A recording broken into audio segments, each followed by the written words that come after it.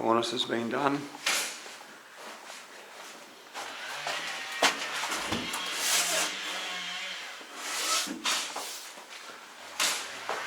The liquid nailed that.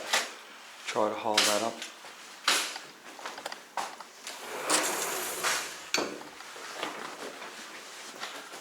Just locking up. Fly stains, stuff that comes through your paint. You know, little nicotine stains, stuff like that. Now, this is what I use. So I have a can of this in my truck. So Dulux Precision Surface Preparation High Opacity Stain Blocker. Oil-based primer stops stains from migrating through the top coat. Ideal for grease, smoke, tannin and water stains. Hides dark stain colours, interior and exterior use. So that's a white. But if I'm doing a ceiling and I see a water stain, I'll just spray this and then I'll keep painting another room. Then I'll come back. Now the recoat time, touch dry is 45 minutes, recoat 1.5 hours. So you just prep your ceilings, spray them on, start painting at the other end of the house. By the time you get there, just roll straight over it, it's good as gold. Probably about 20 bucks a can, worth having it in your kit, that's for sure. Another helpful tip from the painter.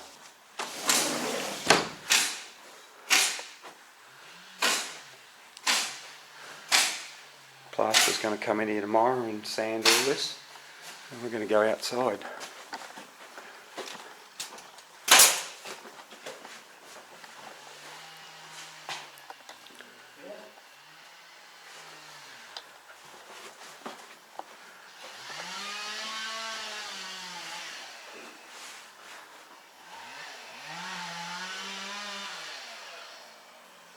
I've liquid nailed that myself. Just reset that corner. So we're going to be using Weathershield Low Sheen in Colorbond Paper Bark. So Paper Bark Colorbond, it's a white base, covers really good, so it's a light brown. And we're going to be using it on all these hoods, which I've just set up here. They've just got to be cleaned, and all the downpipes. So you'll see the downpipes running down here. And also we're painting these brackets in it as well. They were originally painted 12 years ago. I checked my my paperwork, and it's 12 years ago basically to the month. So we've got those brackets there. I'm not sure, there's probably 20 of them. More downpipes all the way around. And also we're going to be doing the eaves.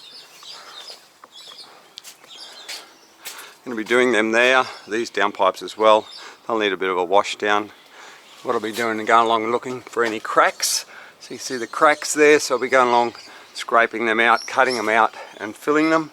We're cutting in around these lights. Cleaning this eaves down before we paint it. There you go, it's pretty nasty. We'll also be painting these handrails here. Now the carpenter came back yesterday and he drilled all the holes for the balustrading wire, for the stainless steel wire. And I got the 4-inch sander and I just sanded the roughage off those hardwoods. And I just used the 4-inch grinder, which is this one here. And that's what I did, rather than use an orbital, which is too slow. So I used that one. There's a few holes to fill there where they've had a different light. So it'll be dusted down. Basically rolled and cut in, lots of mozzies, which seems to be typical here. But we'll be cutting back anything, any of the gaps, and gapping it. I've done a few around the other side there yesterday before I left. You can see the gap there. If we paint over that, it's going to re-crack again. So we're going to cut it out and gap it. And we just use a knife like this one here, which I always carry with me. So yeah, got some more there. It's not going to take forever, but there's a few hours in it. As you can see there, there's a bit to do. This one here has never been painted before.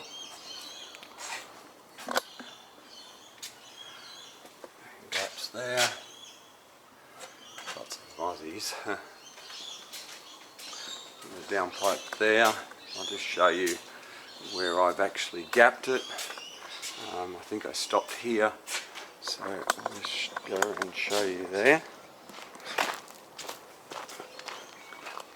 Now this here's got some timber work here. You know, I never thought about that when I actually said paint the outside. I'd say they're going to take that down, to be honest with you. It's pretty much of an eyesore. But as you can see there, I picked that out and gapped it. So I cut the old gaps out.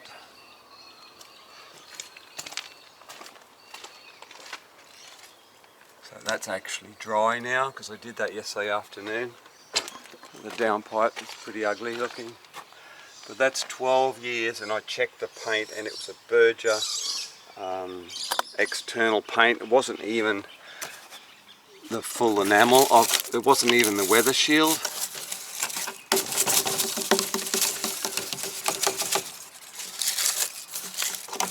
I'd say they definitely need their gutters cleaned out, to be honest. Need to be doing that sort of ASAP, because that's their drinking water. Everything that's caught off these houses is their drinking water. Now, as you can see, I've gapped all that there. And what I've done is I've run tape down here. Now I've done that because if I didn't do that, it would be hard to cut in there and here, basically. So this way here we can cut in here and paint that. So that just makes it easier and quicker. Painting that timber across the top there. Down here is okay, it doesn't need taping because it's got a lip, and you can stick your brush underneath there. Now what I've done with this is just a fake weatherboard, linear board I think they call it, or it might even be a craft weatherboard. Now this one here, I've gapped these corners and I've also gapped underneath, but I've only gapped this height here, or that height there. So this ones haven't been gapped. They can't be seen. It's not a premium brand new job. Now people say you don't gap on these weatherboards. These are artificial weatherboards. They are not timber. You can gap them. So just take that in mind.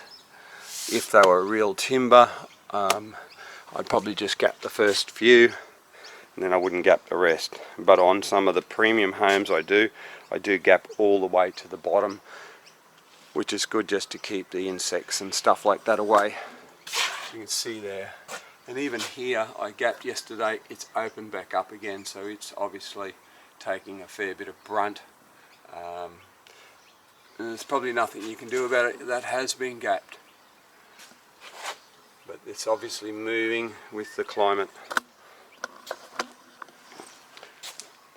And these ones here, I'll just give a quick wipe down, and I'll have a couple of coats of the Weathershield. They'll be fine, and we can sit them on here, basically paint them, sit them on nice, let them dry, paint them by hand, put your hand in there, paint them, sit them back there, same thing. Be able to put them all on here, they're all off the ground, they'll be out in the sun. If we want to, we can pick this up and just carry it out in the sun if we want. So that's how I intend to do the outside of this house. The plasterer is going to be coming here to sand shortly, and then basically he'll have the inside of the house for a few hours. Dulux Weathershield, it's pretty good stuff. Comes in a low sheen, a satin and a gloss. I love the gloss for outside. It's a bit more work, but it's really, really nice stuff. So.